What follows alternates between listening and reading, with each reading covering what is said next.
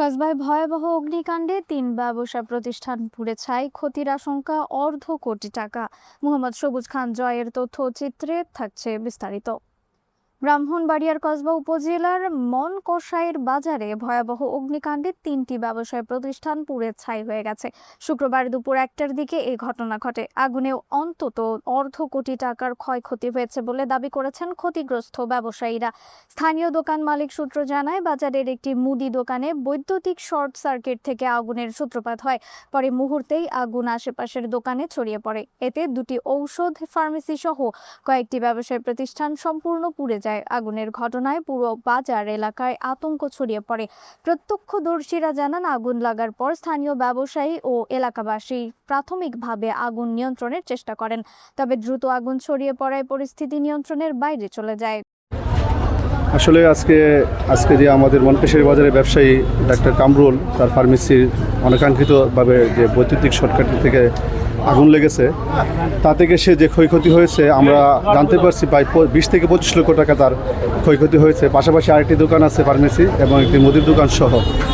এখন আমরা বাজারের পক্ষ থেকে সমবেদনা জানাচ্ছি, আর বিশেষ করে আমি ডাক কেমিক্যালের যে কমিটি আছে, কমিটির পক্ষে অনুরোধ করব বাজার কমিটির পক্ষ থেকে যে তাকে যেন সহযোগিতা করে। তার বিভিন্ন সার্টিফিকেট এবং ডাকের যে কাগজপত্র ছিল সব একবারে পুরো নিঃস্ব হয়ে গেছে। এখন আপনারা তার পাশে এসে দাঁড়াবেন, সে আশা আমরা বাজার কমিটির পক্ষ থেকে আপনাদের কাছে অনুরোধ করব। কামরুল আমার ছোটোবেলার বন্ধু। সে দীর্ঘদিন যাবৎ এই মনকষাইর বাজারে এই ওষুধের ব্যবসা করে যাচ্ছে। তো মূলত আজকের যে ক্ষতিটা, এটা কাটায় ওঠার মতো এরকম কোনো কিছু আর তার কাছে নাই। তো আমি আমার পক্ষ থেকে এবং আমাদের এই মনকষাইর বাজারের পক্ষ থেকে আমি কসবা উপজেলা নির্বাহী অফিসার জনাব সানুল স্যারকে অনুরোধ করব যে আপনি যেভাবেই হোক তার পাশে দাঁড়ান, সে যেন আবার পুনরায় এই ব্যবসাটা নিয়ে দাঁড়ায় উঠতে পারে, যেন আমাদের এই এলাকার মানুষ তার সেবা পায়। ধন্যবাদ সবাই। এটা আপনার এই দোকান থেকে যে শর্ট সার্কিট থেকে আগুন লাগবে আর তো 3টা দোকানের সাথে সাথে দুটা ফার্মেসি একটা মনে করেন একদম যে আপনার দোকানের নাম কি? পপুলার ফার্মেসি মনকষাই। কত লাখ টাকার ওষুধ ছিল আপনার দোকানে? 25 থেকে 30 লাখ টাকা। 25 থেকে 30 লাখ টাকার ওষুধ। পপুলার আর এমনিতে কি আপনার কি ডাক লাইসেন্সদারি ব্যবসায়ী নাকি? জি জি জি লাইসেন্সদারি ব্যবসায়ী।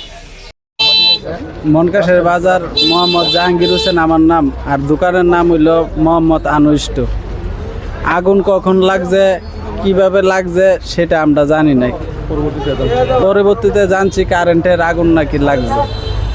এখন আইসা দিয়ে তো সব শেষ হয়ে উদ্ধার আর করতেছি না। প্রায় ১০-১৫ লক্ষ টাকা ক্ষতিগ্রস্ত মুদির দোকান আমার ছিল। ঈদ উপলক্ষে অনেকেই মাল টাল ছিল। এই আমার বক্তব্য। কসবা উপজেলা নির্বাহী কর্মকর্তার কাছে আপনারা জানিয়েছিলেন এই ক্ষতি? যে জানাইছি, সবাই আসছে, দেখছে, সবাইরে বলছি সরকারিভাবে কিছু আমাদের পাশে দাঁড়ানোর জন্য। খবর পেয়ে বাংলাদেশ ফায়ার সার্ভিস ও সিভিল ডিফেন্সের কসবা ইউনিটের একটি দল ঘটনাস্থলে পৌঁছে দীর্ঘ সময় চেষ্টার পর আগুন নিয়ন্ত্রণে আনে। আগুনের মুদি দোকানের মালামাল, ঔষধ, নগদ টাকা ও বিভিন্ন ব্যবসা প্রতিষ্ঠানের মূল্যবান সামগ্রী সম্পূর্ণ পুড়ে গেছে বলে জানিয়েছেন ক্ষতিগ্রস্তরা। ক্ষতিগ্রস্ত ব্যবসায়ী কামরুল ইসলাম জামান বলেন, আমি দুপুরের নামাজ শেষে বাসায় ফিরলাম। হঠাৎ শুনতে পাই দোকানে আগুন লেগেছে। এসে দেখি ভয়াবহ আগুন লেগেছে। দোকানে তালা থাকায় কিছুই বের করতে পারিনি। আগুন এত দ্রুত ছড়িয়ে পড়ে যে নগদ টাকা ও মালামাল রক্ষা করার সুযোগ পাইনি। পপুলার ফার্মেসির মালিক মতিউর রহমান জানান, তার দোকানে প্রায় 25 লাখ টাকার মালামাল পুড়ে গেছে। আমি 12টা 50 আমি দোকান বন্ধ করে বাড়িতে গেছি জুম্মার নামাজ পড়ার জন্য গেছি। যাওয়ার পরে শুনি যে দোকানে আগুন লাগছে। ধরে আসছি, আইসা দেখি শুধু আগুন। দোকানে কিছু বের করার মতো না, তালা খোলার মতো কোনো কিছু পরিবেশ নেই। সবাই সহযোগিতা করছে, তারপরেও কোনো উদ্ধার করার মতন পরিবেশ ছিল না। তারপরেও আমার ক্ষতিগ্রস্ত হয়েছে প্রায় 20 থেকে 25 লাখ টাকা। এবং ঈদ ক্রেডিটে নিয়েছি 2,25,000 টাকার মাল।